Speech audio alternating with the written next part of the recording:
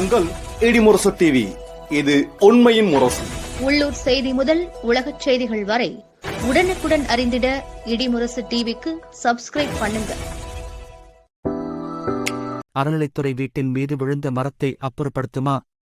கரூர் மாவட்டம் குளித்தலை தெப்பக்குளம் தெருவில் வசித்து வருபவர் குமார் மனைவி வளர்மதி. இவர் குளித்தலை அரசு மருத்துவமனையில் தூய்மை பணியாளராக வேலை பார்த்து வருகின்றார்.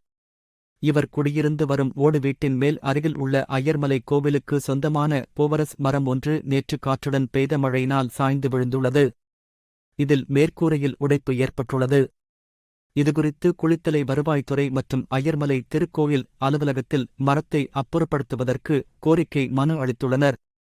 தற்போது பெய்து வரும் தொடர் மழையால் ஓடு வீடு மேல் உள்ள மரக்கிளைகள் வீட்டிற்குள் விழும் சூழல் ஏற்பட்டுள்ளது.